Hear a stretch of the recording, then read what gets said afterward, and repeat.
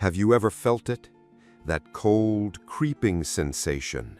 That silent, gut-wrenching moment of clarity when you realize that all your moves, your words, even your silences were all just part of someone else's plan. This isn't an ordinary failure.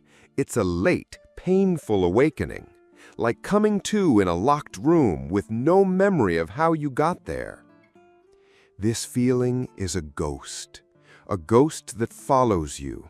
The ghost of decisions you thought were your own, but were, in fact, merely echoes of another's will. You were playing a game without ever knowing the rules. Perhaps you met this ghost in the workplace, the ever-so-friendly colleague who patted your back and called you a genius, only for you to watch weeks later as your raw idea, the one you shared in confidence, is applauded as their brilliant project in a boardroom meeting. You sit there, you smile, and you scream on the inside. Or maybe this ghost lives in your relationships, a partner who is a master of using silence as a weapon. Someone who, through the subtle application of guilt, slowly maneuvers you to a place where you forget your own desires. You give in to keep the peace, to avoid another conflict. One small step back at a time, until one day you look in the mirror and see a face you no longer recognize. Where did its will go? This feeling of powerlessness, this slow-burning anger from being outplayed, is not an accident. It is a symptom of ignoring a fundamental truth about human nature and power. You are not flawed. You are not weak. You are simply born blind, moving through a world where others hunt with their eyes wide open. But what if you could open your eyes? What if you could see the invisible strings of control before they were wrapped around you? What if you could learn the rules of a game you never even knew you were playing? The answer lies not in the future, but in the past. It lies buried in the hills of Florence, in the writings of a man so feared that his very name, Machiavelli, became synonymous with evil itself. History has branded Niccolò Machiavelli a teacher of tyrants, and this is a profound and dangerous misunderstanding. He was not a political theorist prescribing a path to oppression. He was a doctor of power. During his exile, after having witnessed firsthand the rise and fall of the most powerful men of his age, he did one thing. He performed an autopsy. He dared to dissect the body of power, to peel back the skin of morality and pleasantries, and to describe its cold, scientific anatomy for all to see. He was not prescribing a poison. He was merely describing its effects with terrifying accuracy. Machiavelli's first and most brutal lesson is this: the world of human affairs is not a garden of equals, it is a forest. And in this forest there are only two fundamental roles: the hunter and the hunted, the wolves and the sheep, the players and the pawns. That feeling of being played that you feel deep in your core, that shocking moment of clarity, that was the moment you understood that you have been living your life as prey. Your trust, your sincerity, your desire for harmony, and your avoidance of conflict, these are the qualities of a sheep.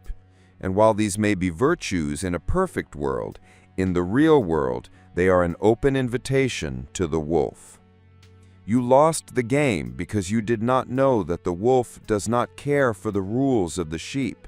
He understands only his own hunger and your weakness. But if this were the entire truth, life would be nothing more than a meaningless tragedy. And it is here that Machiavelli's genius reveals the key to our liberation. He observed that our lives are governed by two immense forces. The first force is fortuna, or fortune. He likened fortuna to a violent, unpredictable river that floods the plains, destroying homes and crops without reason or logic. Fortuna is chance, the events outside of our control. A market crash, a sudden illness, an unexpected opportunity that appears out of nowhere. We cannot stop this river from raging. It controls roughly half of our lives. But, and this is the most important word you will ever hear, the other half is governed by a force called virtù. Be careful. This word does not mean virtue in the moral sense preached from a pulpit. This is a Latin word that means power, skill, courage, cunning, and the iron will to shape reality. Virtù is the human capacity to build dams, levees, and canals to contain and direct the raging river of fortuna. The person who lacks virtù sits and prays during the flood. But the person who possesses virtù has, through foresight and diligence, already built a dam. They not only save themselves and their family, but they use the power of that very same flood to turn the mills that grind their grain. This is the key. That feeling of powerlessness, of being played, stems from a lack of virtù. It stems from relying purely on luck, or even worse, on the goodwill of others. You were waiting for the world and its people to be fair, while those with virtù were busy building a reality that favored them. The solution, then, is not to become wicked or cruel. The solution is to awaken the dormant virtù within you. This means accepting that to protect yourself and your goals, you must be strategic. You must understand human psychology. You must be able to read the hidden motives behind the smiles. You must cultivate a will so strong that others recognize your character is not soft ground upon which they can build their schemes. This is the decision to stop being a passive object, tossed about by the whims of others and the chaos of fortune, and to become the active subject of your own life. It is the transition from a pawn to a player. You do not need to build an empire. You only need to establish sovereignty over the one kingdom that truly matters, yourself. And to do that, you must learn its rules. So how do we cultivate this virtù? How do we translate this 15th century Florentine wisdom into the currency of the 21st century? Into the world of Zoom meetings, social media, and complex office politics? We have distilled the essence of this knowledge into 7 ruthless rules. These are not rules for becoming a monster. They are the rules for ensuring you are never again devoured by one. This is your roadmap to claiming sovereignty over your own life. Rule 1. Master your emotions. Wear the mask of calm. Your emotions are an open book, written in a universal language. Your anger screams of your frustration. Your anxiety reveals your uncertainty. Your untimely joy displays your naivete. In the game of power, any uncontrolled emotional reaction is a surrender of information and leverage to your opponent. Calm, on the other hand, is a mask. It is a void that confuses and intimidates others. When you remain calm in the midst of chaos, others cannot read you. They don't know if you are in a position of strength or weakness, and this ignorance makes them nervous. To fill the void, they will begin to talk, to offer more information, to unwittingly reveal their own hand. Imagine a tense negotiation. One side gets angry, raises their voice, and in doing so, reveals only their desperation and their deep need for the deal. The other side remains calm. They lean back, they observe, they listen. With their tranquility, they seize control of the room. They let the other party exhaust themselves in an emotional outburst. Then, at the perfect moment, they strike with a single, quiet, precise question that collapses their opponent's entire argument. Emotions are wild horses. Either you ride them or they trample you. Rule 2. Never outshine the master. Learn the shadow strategy. This is an iron law in all hierarchies of power. Your superiors, your bosses, your mentors, they want to feel superior, secure, and brilliant. They hired you to make their job easier, not to threaten their position.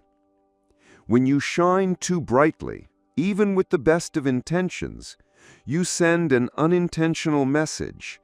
I am smarter than you. I am more competent. This is the greatest insult in the court of power. It awakens their deepest insecurities and transforms you from a useful subordinate into an existential threat. And threats must be eliminated. The psychology is simple: ego and insecurity.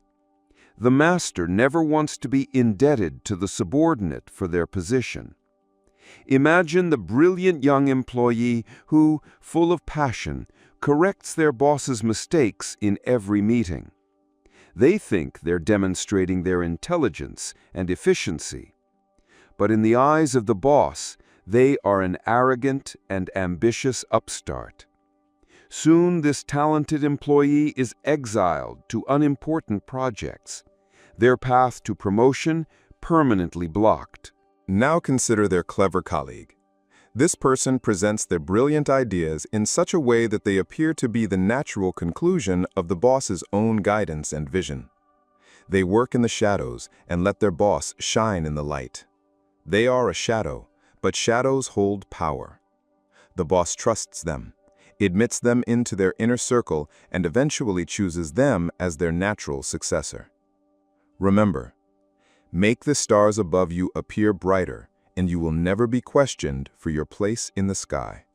Rule 3. Know who you're dealing with. Cultivate the analyst's eye. The greatest strategic error is to assume that all people operate according to the same principles, values, and logic as you do. Machiavelli warns that one prescription does not cure all ills. You must become a lifelong student of human nature. Before any move, study your opponent. Are they driven by greed or by fear? Is their greatest weakness their vanity or their need for approval? Are they a wolf seeking direct power, or a fox who relies on cunning and deception? Or are they perhaps a sheep who seeks only safety and comfort and can be easily led or intimidated? Using force against a fox is useless. They will simply outmaneuver you. Using logic against a hungry wolf is a waste of time. They understand only the language of power. Deceiving a sheep is easy, but pointless, as they have no power to give you. In your workplace, you have a problem with two different colleagues. One is ambitious and ruthless. Against them, any sign of weakness is an invitation to attack. You must confront them with strength and resolve. The other is anxious and insecure. Against them, a show of force will only frighten them into a defensive posture. A calm, logical approach will be far more effective. Open your eyes. Not everyone is the same. Calibrate your strategy to the psychology of your opponent.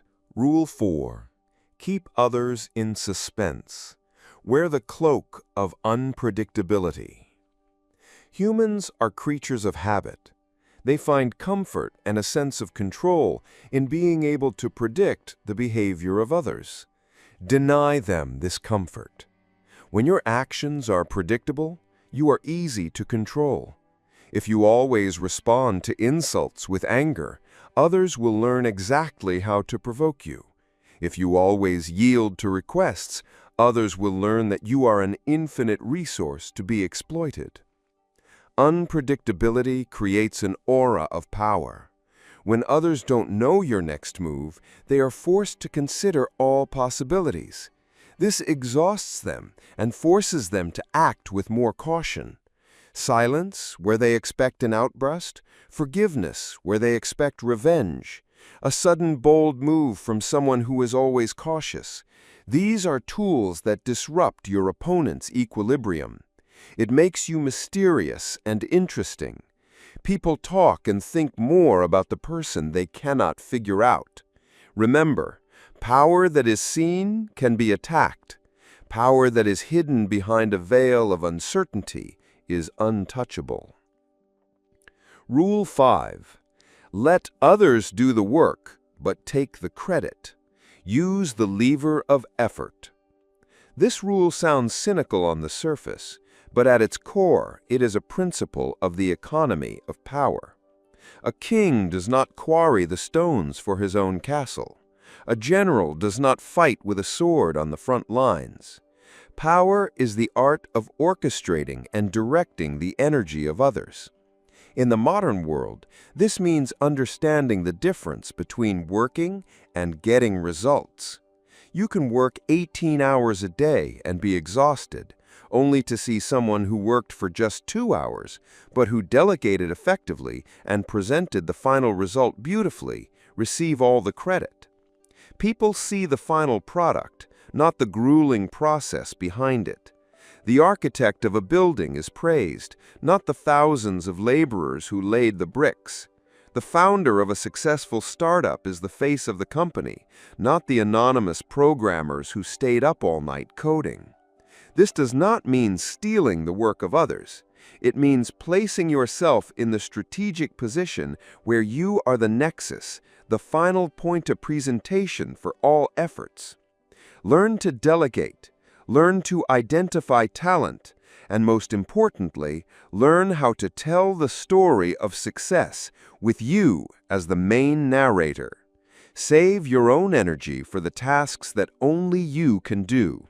Strategic thinking, networking, and taking the final victorious step. Rule 6. Appear virtuous to the world. Perform in the theater of morality. This is perhaps Machiavelli's most chilling, yet most practical piece of advice. He states that a ruler, to preserve his state and his people, must be prepared to act immorally in private, but must always appear to be the epitome of mercy, faith, and integrity in public. Why? Because the masses judge by appearances, not by complex realities or intentions. They are drawn to symbols. A public face that appears honest, charitable, and pious commands immense goodwill and credit. This credit is a shield, allowing one to make hard, unpopular decisions when necessary with minimal resistance. Consider the CEO who is widely involved in charity, launches environmental campaigns, and constantly speaks about the importance of ethics in business. This brilliant public image gives them the political capital to, behind closed doors, lay off thousands of employees to increase profits, all while suffering minimal damage to their personal reputation. People will say, "He must have had no choice. He's such a good person." This is not an invitation to hypocrisy. It is a defensive lesson. It is the understanding that the world around you is a theater. You must learn to play your part well, because everyone else is playing theirs. Use the apparent values that society holds dear to build a shield for yourself. Rule 7. Be feared, not hated. Earn the currency of respect. And so we arrive at Machiavelli's most famous question. Is it better to be loved or to be feared? His answer is devoid of all sentimentality. Love is held by a chain of obligation which, because men are wicked, is broken at every opportunity for their own advantage. But fear is held by a dread of punishment which never fails. The word fear here can be misleading. In the modern world, Machiavelli's meaning is not about physical terror or intimidation. Fear in our world translates to unshakable respect. It means that people understand that crossing your boundaries, betraying your trust, or undermining your position will have certain, swift, and unpleasant consequences. The manager who is loved because they are nice and can never say no is not actually respected. Their team walks all over them. Deadlines are missed. They are taken for granted. This love is worthless. Now imagine a manager who is not as warm, but for whom everyone has a deep respect. Why? Because she is fair, but her standards are absolute. Everyone on her team knows that if they fail to deliver, they will be held accountable, without drama or exception. They do not necessarily love this manager, but they fear her, in the sense that they fear the consequences of disappointing her. And because of this, they deliver their best work for her. Love is a gift that others give you, and they can take it back at any moment. But respect, born from a fear of consequences, is something you build yourself through consistency and resolve. Do not seek to be liked, seek to be respected. A respect so powerful that the thought of playing you does not even enter their minds. We began our journey in the cold shadow of being played. From that stinging feeling of powerlessness, we traveled to the heart of Machiavellian realism, and we have returned with 7 rules to reclaim our power. I must repeat this one last time. The purpose of this knowledge is not to forge you into a tyrant, for a tyrant is himself a slave to the greatest fear of all, the fear of losing power. No, the purpose of this knowledge is to grant you sovereignty. Sovereignty over your life, your decisions, and your will. These rules are not a sword to attack others. They are a shield to protect your spirit in a complex world, so that never, ever again will you allow your will to be a tool for someone else's ambition. And now, this power and this knowledge rest in your hands. But with all knowledge comes the responsibility of self-reflection. And so I ask you, look back at the tapestry of your life.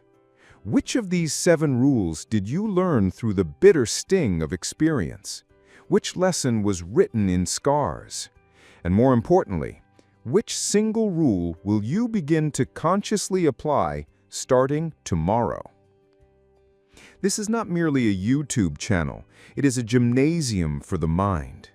Go down to the comments section and write your answer. The most profound stories of manipulation and the hard-won wisdom that followed will be given a place of honor at the top.